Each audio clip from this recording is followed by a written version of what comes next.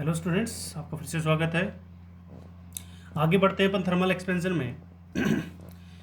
Last lecture में अपन ने जो लास्ट में चीज़ देखी थी वो areal expansion and volumetric expansion देखा था। एरियल एक्सपेंशन का जो फॉर्मूला निकल के आया था वो ये निकल के आया था A final equal to A naught 1 plus beta delta T. ठीक। एंड वॉल्यूमेट्रिक एक्सपेंशन का फॉर्मूला निकल के आया था V final equal to V naught 1 plus gamma delta T. समझ आई चीज़ें। इसमें बीटा इक्वल टू था 2 alpha and gamma equal to 3 alpha था। ठीक है, ये चीज़ मैंने बता दी थी। और अल्फा बीटा गामा का रेशियो जो बताया था वो बताया था 1:2:3। ठीक है, ये जो beta equal to 2 alpha and gamma equal to 3 alpha होता है ये फॉर होमोजीनियस मटेरियल के लिए होता है। किसके लिए होता है? होमोजीनियस मटेरियल के लिए। समझ आई चीज़ें। For non homogeneous material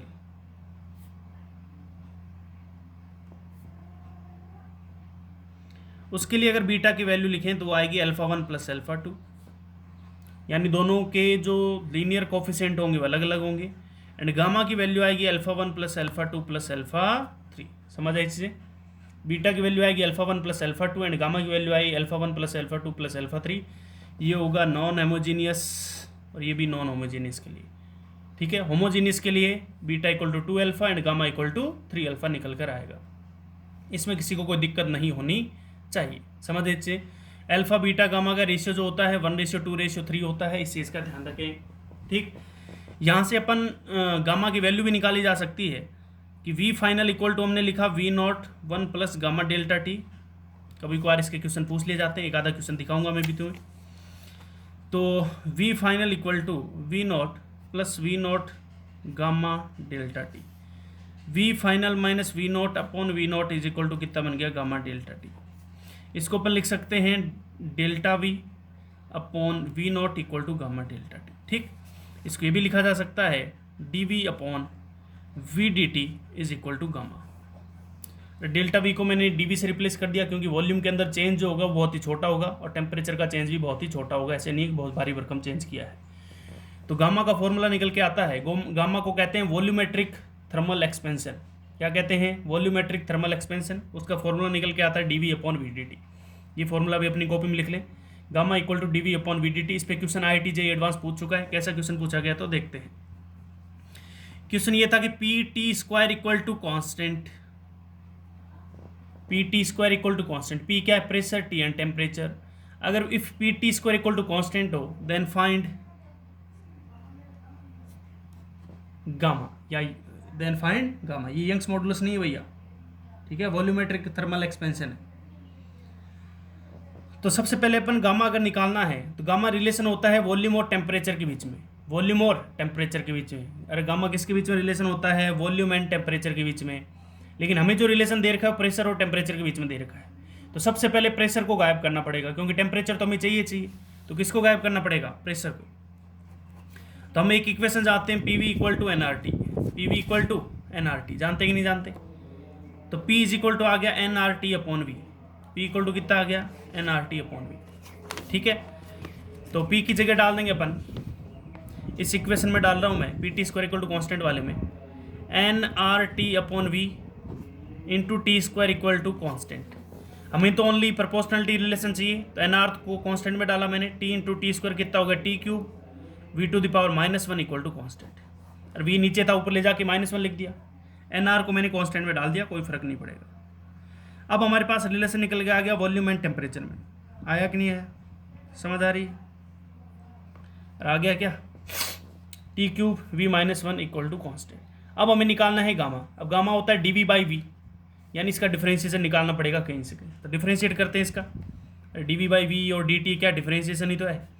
differentiate करेंगे तो क्या करें? चलो डिफरेंशिएट कर देते हैं। क्या लिखेंगे?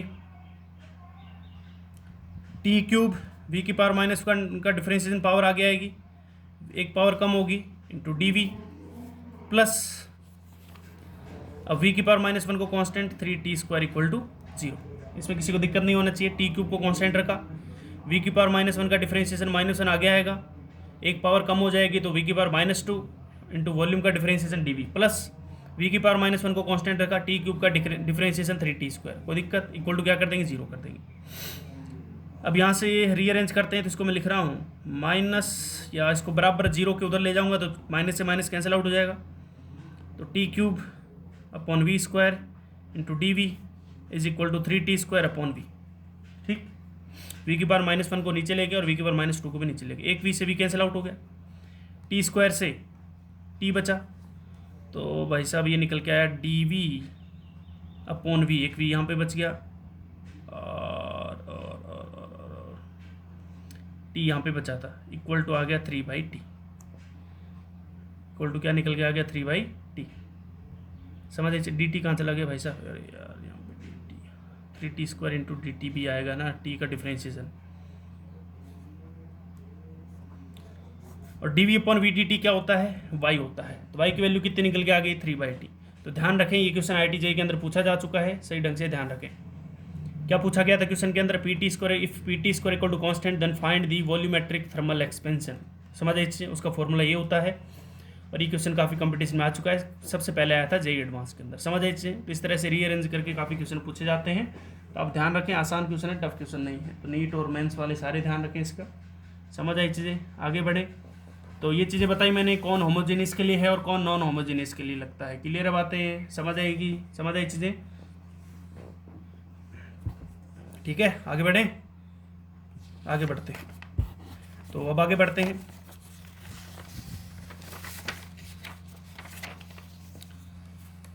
अब एक स्पेशल केस की बात करते हैं, bending of A bimetallic plate, bending of A bimetallic plate, ठीक है, bending of A bimetallic plate. ध्यान रखें, काफ़ी इंपॉर्टेंट कॉन्सेप्ट है, ये भी IIT-JEE डायरेक्ट पूछ चुका है, तो आपको सारे डायरेक्ट मैं समझा दे रहा हूँ, पहले रिजल्ट आपको याद रखना है, ठीक है, रिजल्ट आपको याद रखना है।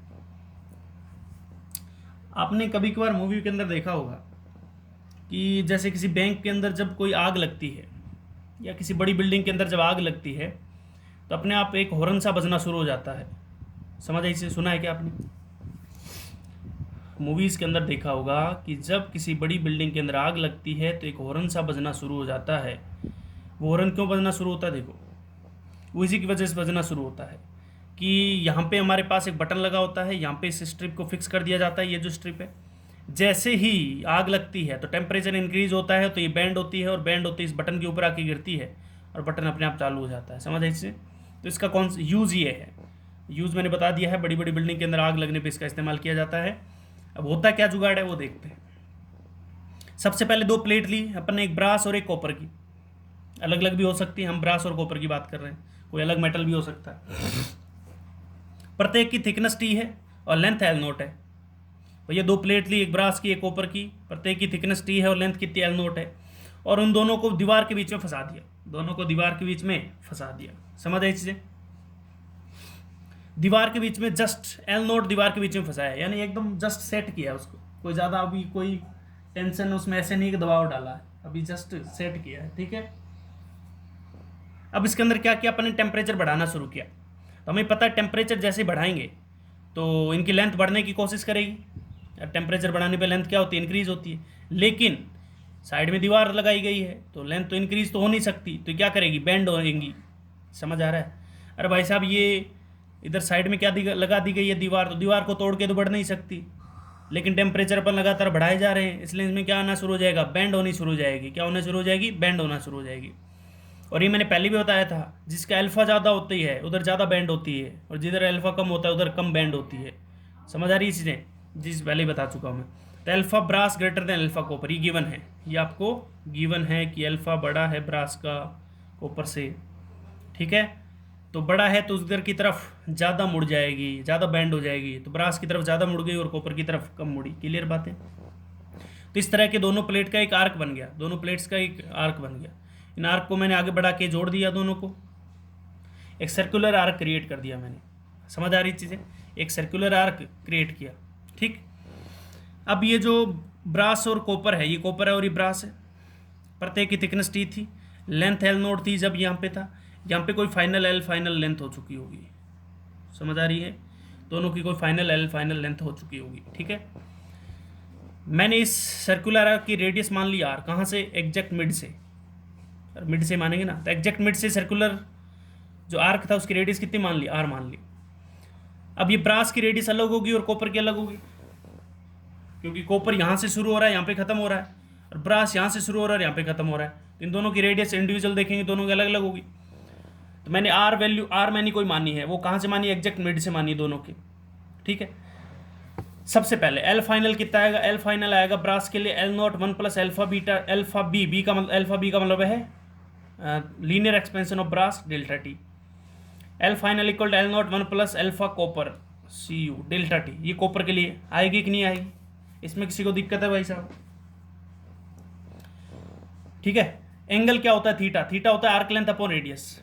अरे थीटा क्या होता है, arc length upon radius. Theta दोनों के लिए सेम है, देखो आर्क लेंथ अपॉन रेडियस।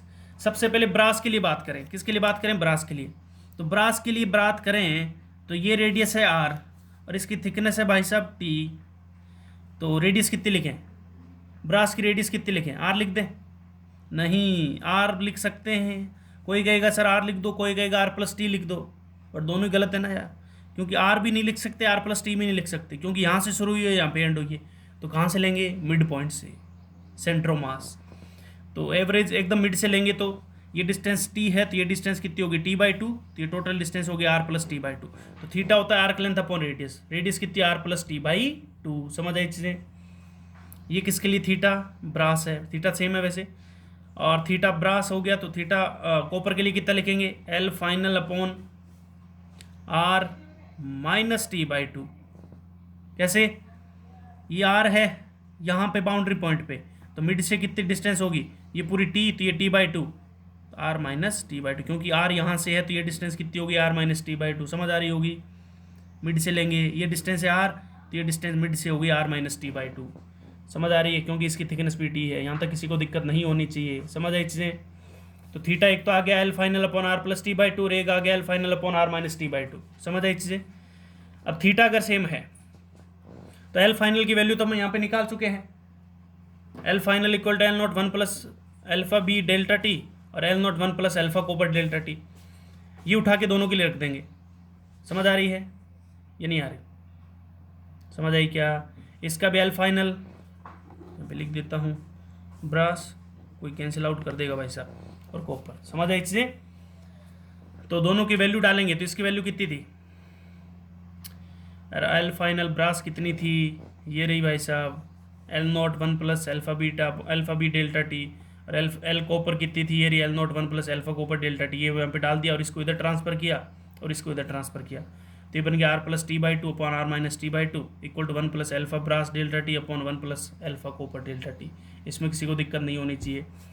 अब ये भी पता है, अब हमें ये भी पता है कि इस रेडियस के कंपेयर में इसकी जो थिकनेस है काफ़ी नेग्लिजिबल है, यानी मैं लिख देता हूँ R is very very greater than thickness. समझ आई चीज़ें। तो ये चीज़ हमें यहाँ तक समझ आई। अब मैंने यहाँ पे क्या किया, आर कॉमन ले लिया ऊपर नीचे से, आर अगर कॉमन लूँगा तो यहाँ पे बचेगा 1 plus T by two R, और यहाँ से भी आर कॉमन लूँगा तो 1 minus T by two R equal to this. R से आर कैंसिल आउट हो गया, 1 plus T by two R को यहीं पे रखा और इस टर्म को ऊपर ले गया, तो 1 minus T by two R की पावर -1। समझ आई इससे। 1 के रेस्पेक्ट में टी बाई टू आर बहुत छोटा है, क्योंकि आर काफ़ी बड़ा है। अरे भाई साहब आर काफ़ी बड़ा है, आर काफ़ी बड़ा है तो टी काफ़ी छोटा है, तो टी अपॉन टू आर और छोटा हो गया, तो 1 प्लस एक्स वाली टर्म बन गई। 1 प्लस, मैंने पहले भी बताया था इसी चैप्टर में, 1 plus X to the power N equal to 1 plus N X, binomial expansion. तो मैंने यहाँ पे क्या किया, -1 को अंदर मल्टीप्लाई कर दिया, तो 1 plus T by two R हो गया, और minus into minus 1 plus T by two R, binomial expansion लगाया मैंने। समझ आ रहा है, 1 plus T by two R अंदर मल्टीप्लाई करेंगे तो 1 plus T by two R, और 1 को मल्टीप्लाई किया तो 1 plus T by two R, और टी बाई टू आर को मल्टीप्लाई करेंगे तो T by two R plus T by two R का होल स्क्वायर। अब तुम देखो टी बाई टू आर खुद भी छोटा है और उसका स्क्वायर तो और भी छोटा होगा, तो इसलिए मैंने इसको नेग्लेक्ट कर दिया, 0 मान लिया। ठीक, तो ये बना 1 plus T by two R plus T by two R, यानी 1 प्लस टी बाई आर, और 1 plus T by two R plus T by two R कितना बन गया, 1 plus T by R equal to 1 plus alpha brass delta T upon 1 plus alpha copper delta T. समझ आई चीज़ें, clear बात है। अब इसको मैं कैसे लिखूंगा, देखो इसको भी मैंने बाइनोमियल एक्सपेंशन लगाना है, तो 1 plus alpha brass delta T into 1 plus alpha copper delta T की पावर -1, ऊपर ले गया तो -1 हो गया। अगेन बाइनोमियल एक्सपेंशन लगाऊंगा तो माइनस यहाँ पे आके टिक जाएगा, 1 plus alpha brass delta T 1 minus alpha ऊपर डेल्टा टी, किसी को दिक्कत नहीं होनी चाहिए। समझे इससे?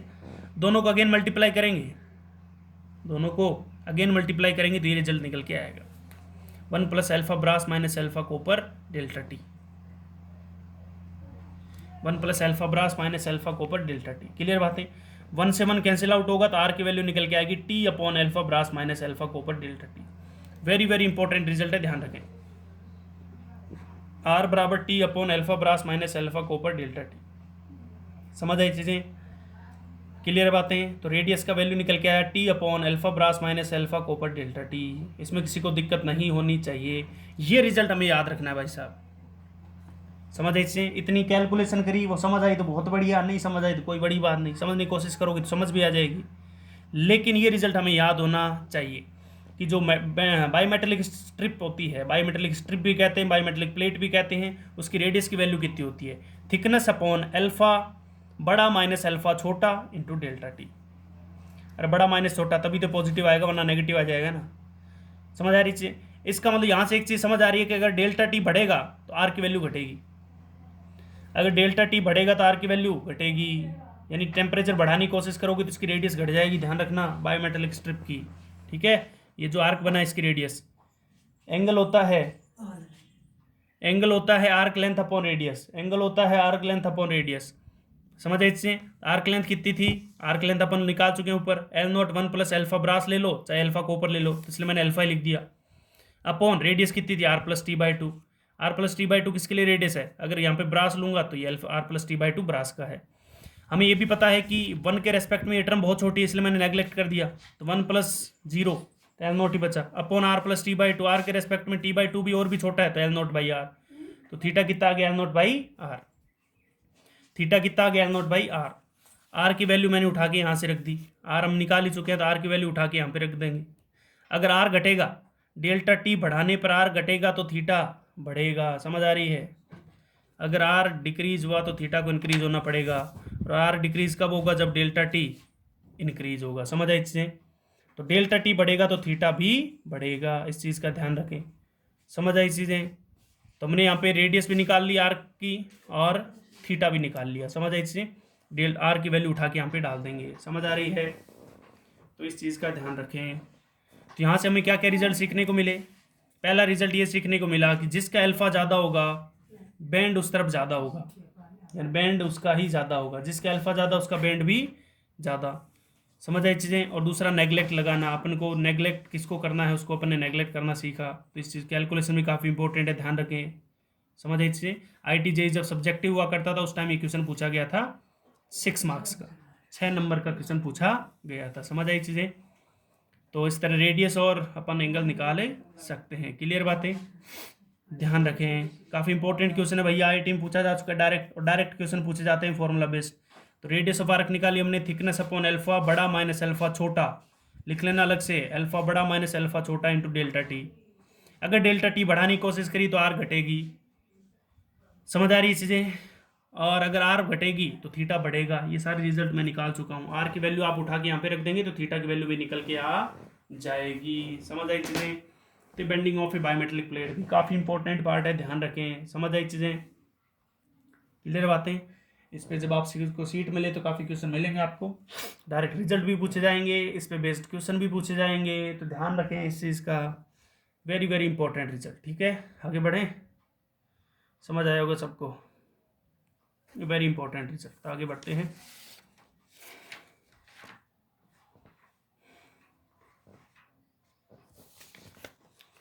अब एक ही चीज़ देख लेते हैं।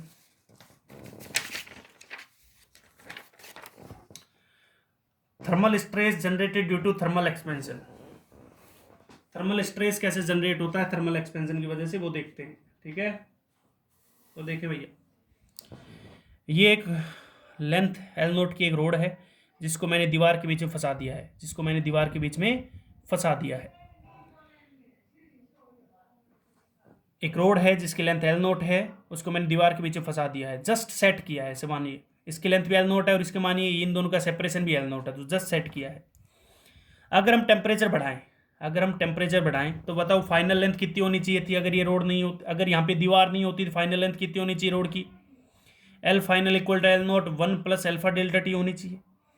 इसको मैं अगर सोल्व करूँ तो L final equal to L nought plus L nought alpha delta T, तो L final minus L nought कितना निकल के आया, L nought alpha delta T आया। हमें पता है final length minus initial length क्या होता है, कंप्रेशन होता है। स्प्रिंग के अंदर देखा होगा, final length minus initial length, compression या एक्सटेंशन। यहाँ पे तो क्या होगा, कंप्रेशन होगा, क्योंकि टेम्परेचर बढ़ाने पे लेंथ बढ़नी चाहिए थी लेकिन लेंथ इंक्रीज नहीं हो रही है, इसका मतलब कंप्रेशन हो रहा है। क्या हो रहा है, कंप्रेशन हो रहा है। दीवार दोनों तरफ से फोर्स लगाना शुरू कर देगी, समझ आ रही है, इधर से भी और इधर से भी फोर्स लगाएगी तो कंप्रेस क्रिएट कर देगी, इसलिए मैंने कंप्रेशन निकाला। अरे final length minus initial length क्या होता है, कंप्रेशन। यहाँ पे कंप्रेशन क्रिएट हो रहा है। स्ट्रेन क्या होता है, delta L by L not, तो डेल्टा एल ये रहा, एल नॉट ये रहा, तो delta L by L not क्या आ गया, अल्फा डेल्टा टी, ये मैं पहले भी बता चुका हूँ। स्ट्रेन निकल के आ गया, स्ट्रेन आ गया तो स्ट्रेस होता है Young's modulus into strain, stress होता है यंग्स मॉडुलस इनटू स्ट्रेन, पढ़ चुके हैं इलास्टिसिटी के अंदर, आधी जनता को याद ही नहीं होगा कहाँ पढ़ा था। तो स्ट्रेस इक्वल टू क्या आ गया, यंग्स मॉडुलस इनटू स्ट्रेन क्या, अल्फा डेल्टा टी, तो स्ट्रेस आ गया Young's modulus alpha delta T. समझ आए इससे। हमें ये भी पता है स्ट्रेस होता क्या है, फोर्स अपॉन एरिया। ये दीवार इनको क्या करेगी, कंप्रेस करने की कोशिश करेगी रोड को, तो यहाँ पे फोर्स जनरेट करेगी, उस फोर्स को मैंने कंप्रेशन फोर्स कहा है।